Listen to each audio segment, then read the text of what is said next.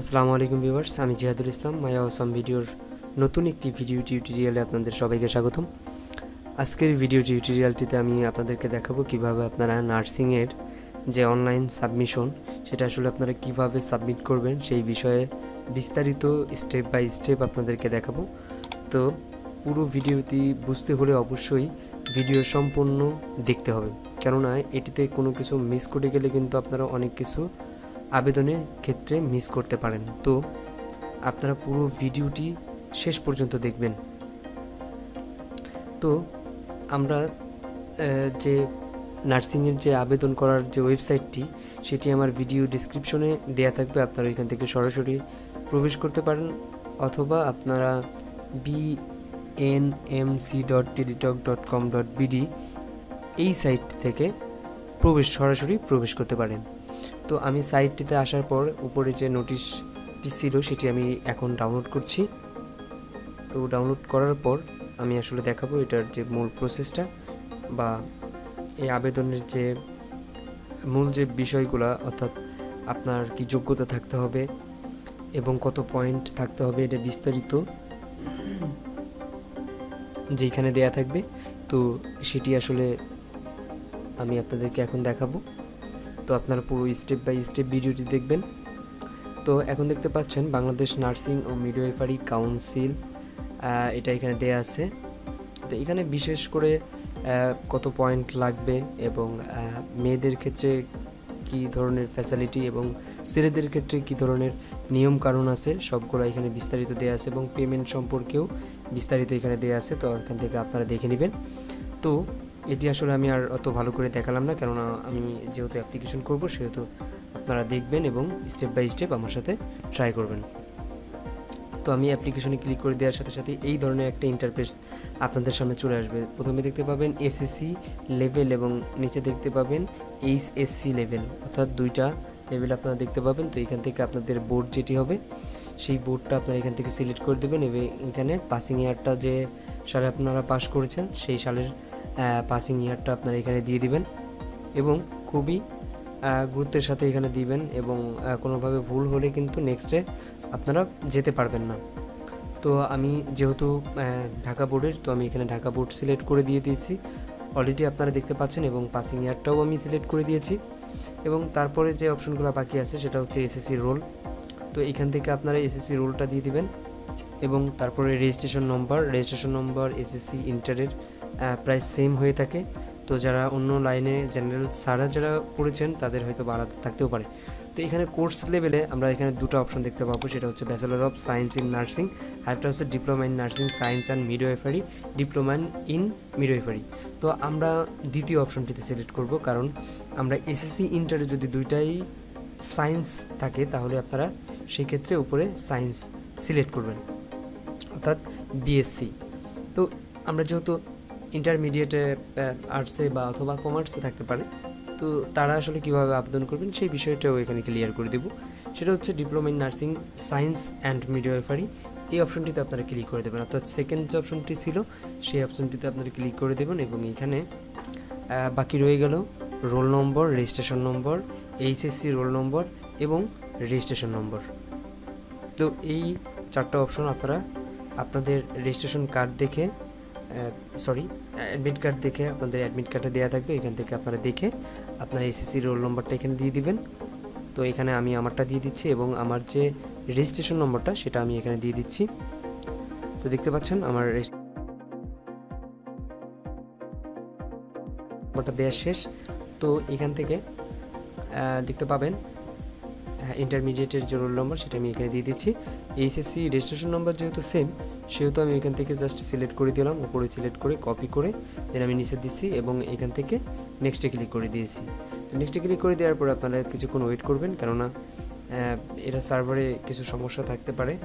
তো ওয়েট করলে ইনশাল্লাহ আপনাদের সার্ভারটা ঠিক হয়ে যাবে বা সার্ভার পরবর্তী যে নেক্সট স্টেপ সেটা এখানে চলে আসবে। তো দেখতে পাচ্ছেন এখানে কিন্তু নেক্সট স্টেপ অলরেডি এখানে চলে এসেছে।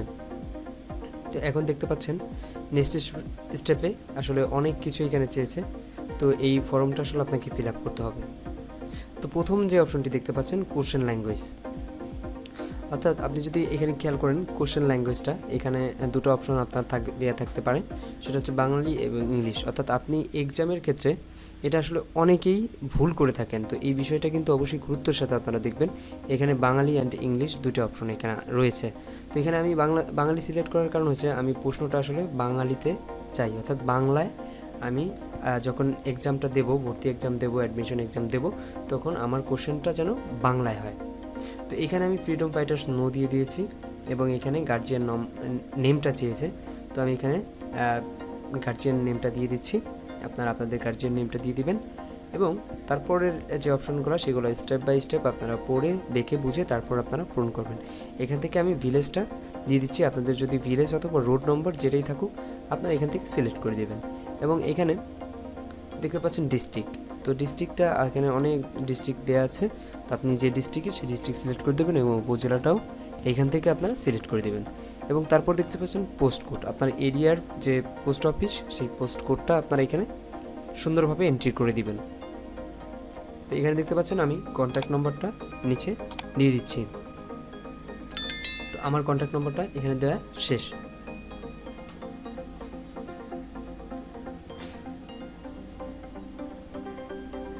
তো এখানে কন্ট্যাক্ট নম্বর দেওয়ার পর এখানে দেখতে পাচ্ছেন অপশনাল কন্ট্যাক্ট নম্বর। তো এটা যদি আদার্স আপনার কোনো কন্ট্যাক্ট নম্বর থেকে থাকে, অর্থাৎ আপনি সেকেন্ড কোনো ফোন নম্বর যদি এখানে অ্যাড করতে চান সেক্ষেত্রে এখানে অ্যাড করে দিতে পারেন। তো আমি সেকেন্ড ফোন নাম্বারটা দিয়েই দিলাম। তো আপনারা চাইলে এখানে দিয়ে দিতে পারেন এবং প্রেজেন্ট পার্মানেন্ট অ্যাড্রেস আমার সেম, দ্যাটস ওয়াই আমি এখানে টিকমার্ক করে দিয়েছি। আপনাদের যদি আলাদা হয়ে থাকে তাহলে সেক্ষেত্রে অবশ্যই আপনি আলাদা সিলেক্ট করে দেন এখান থেকে সাবমিট করে দিতে পারেন। এবং নিচের যে একটা অপশন দেখতে পাচ্ছেন সেটা হচ্ছে এডুকেশন কোয়ালিফিকেশন, অর্থাৎ আপনি এসএসসিতে কত পয়েন্ট পেয়েছেন এবং ইন্টারমিডিয়েটে কত পয়েন্ট ছিল আপনার, সেই বিষয়টা কিন্তু এখানে সুন্দরভাবে দেয়া আছে। তো এটি কিন্তু আপনারা ফলো করতে পারেন। তো এখানে দেয়া আছে সবগুলো সাবজেক্টের পয়েন্টগুলো পর্যন্ত দেয়া আছে, এখানে আপনারা সুন্দরভাবে দিয়ে দেখতে পারবেন।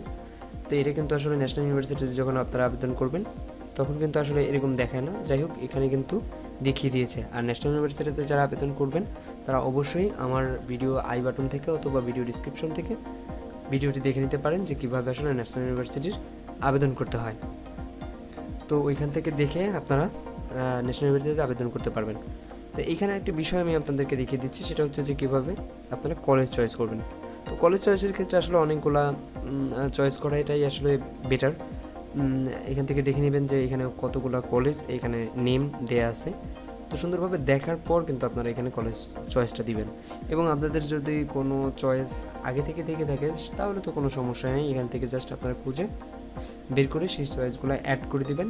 এবং চাইলে যদি কোনো অপশন বা কোনো কলেজ চয়েস আপনি রিমুভ করতে চান সেক্ষেত্রে এখানে রিমুভ অপশনটাও কিন্তু আছে।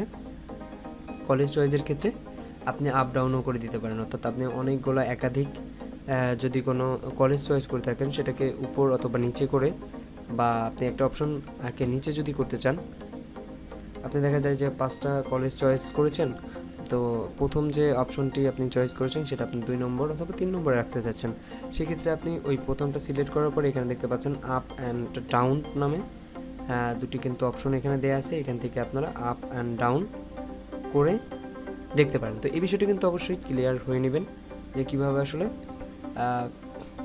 কলেজ চয়েস আসলে করবেন। তার একটা বিষয় হচ্ছে এখানে এক্সাম সেন্টার।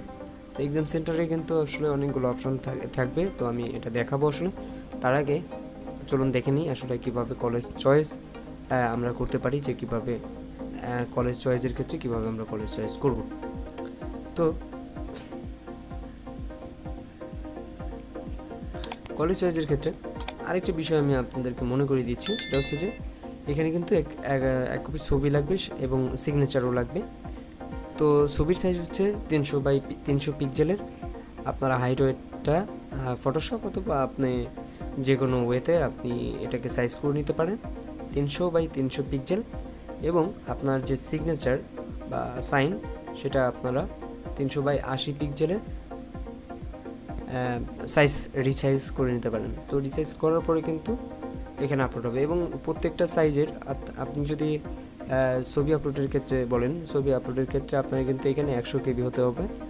যে ফাইলটা আপনি আপলোড করবেন তো সেটা কিন্তু 100 কেবি সর্বোচ্চ হতে হবে। এবং আপনি যদি সিগনেচারের কথা বলেন তাহলে সেক্ষেত্রে কিন্তু সিগনেচারটা 50 কেবি উপরে হওয়া যাবে না।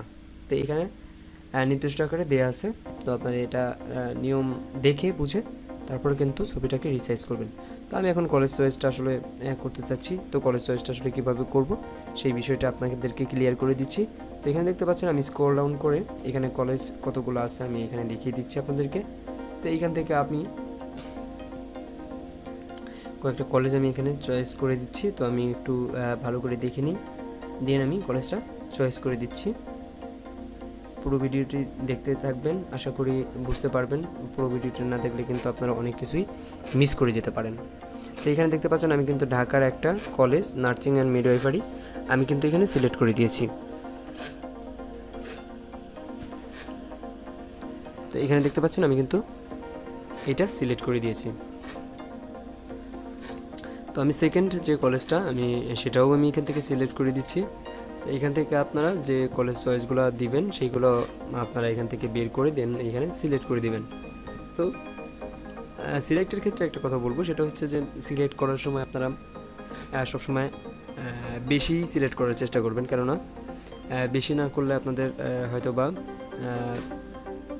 চান্স আসাটা একটু টাফ হয়ে যেতে পারে বা আপনাদের কনফিউশনের মধ্যে থাকতে পারেন। তো আমি এখানে আসলে কম সিলেক্ট করে দেবো, আমি যেহেতু এখানে স্পেসিফিক অল্প কিছুতে আবেদন করতে বলা হয়েছে, তো সেক্ষেত্রে আমি এখানে অল্প কিছু দিচ্ছি। আপনাদের জন্য রিকমেন্ড করব অনেকগুলো বেশি আপনারা এখান থেকে অবশ্যই সিলেক্ট করবেন। তো এই সিলেক্টের ক্ষেত্রে আমরা অনেকেই ভুল করে থাকি, আসলে কলেজ চয়েসের ক্ষেত্রে ওলট পালট করে আমরা দিয়ে থাকি। তো আসলে অনেক কলেজ চয়েস দেয়া যায় বিধায়ী কিন্তু আসলে অনেকগুলা ওলট পালট করে দেন। তো সেক্ষেত্রে কিন্তু আমি যেটা বলবো সেটা হচ্ছে যে অবশ্যই আপনারা first choice, second choice, third choice এই বিষয়গুলোকে দেখে বুঝে তারপর আপনারা এখান থেকে কলেজ চয়েসটা করবেন। এতে করে কি হবে, আপনাদের ফার্স্ট চয়েসের পরে আপনারা সেকেন্ড চয়েসটা গুরুত্ব দিবে এবং সেকেন্ড চয়েসের পরে থার্ড চয়েসটা গুরুত্ব দিবে। তো এইভাবে কিন্তু প্রত্যেকটা কলেজ চয়েসের আসলে গুরুত্বটা দিবে। তো সেক্ষেত্রে কিন্তু অবশ্যই আপনারা দেখে বুঝে দেন এখান থেকে করবেন। তো এখানে এক্সাম সেন্টারের কথা বলেছিলাম, এখান থেকে এক্সাম সেন্টার অনেকগুলো এখানে অপশন দেওয়া আছে। তো আপনারা যেখানে আপনাদের যে কেন্দ্রটা যেখানে কাছে হবে সেখানে আপনারা সিলেক্ট করে দেবেন। তো আমার কেন্দ্র আসলে যেখানে কাছে হবে তো সেই অপশনটি তো আমি এখানে সিলেক্ট করে দেব। তো আমি আমার এরিয়াটা আমি এখান থেকে সিলেক্ট করে দিচ্ছি। তো আপনারা আপনাদের এরিয়াটা সিলেক্ট করে দিবেন এবং ছবির ক্ষেত্রে আমি যেটা বলেছিলাম সেটা আপনারা ফলো করে দেন এইখান থেকে কিন্তু ছবিটা সিলেক্ট করে দিবেন। তো আমি এখান থেকে আমার ছবিটা 300x300 পিক্সেল এবং সর্বোচ্চ হাইট হচ্ছে কেবি হচ্ছে আপনার 100 কেবি। তো সেই ফাইলটা কিন্তু আমি এখান থেকে সিলেক্ট করে দেব। আপনারা আপনাদের ফাইলটা রিসাইজ করে দেন এই 100 কেবি করে দেন এখান থেকে কিন্তু সিলেক্ট করে দেবেন। এবং তারপরের ক্ষেত্রে সিগনেচার, তো সিগনেচারের ক্ষেত্রে আপনারা সিগনেচার সেমভাবে 300x80 পিক্সেল এবং এটাকে 50 কেবির নিচে থাকতে হবে। সিগনেচারের যে মেগাবাইটটা সেটা আপনারা এখান থেকে দেখে নেবেন কেবিটা। তো এইখানে দেখতে পাচ্ছেন টাইপ ইউর মানে একটা কোড ক্যাপচার টাইপ করতে হচ্ছে। তো এখান থেকে আমি এখানে এটা কোডটা আমি লিখে দিচ্ছি। লিখে দেওয়ার পর এখানে দেখতে পাচ্ছেন একটি টিকমার্ক অপশন। তো টিকমার্কটা অপশন করে দেওয়ার পর আপনারা চাইলে আবার ভালোভাবে দেখে নিতে পারেন আবেদনটা ঠিক আছে কিনা। তো আবেদনটা দেখার পর আপনারা যদি মনে করেন যে আবেদনটা ঠিক আছে, সব কিছু রাইটই আছে, সব কিছু ঠিক আছে, তো সেটা আপনারা এখান থেকে দেখে নেবেন। এবং এখান থেকে একটা বিষয় আপনাদের সাবমিশনের ক্ষেত্রে ভুল হতে পারে, আমি দেখিয়ে দিচ্ছি।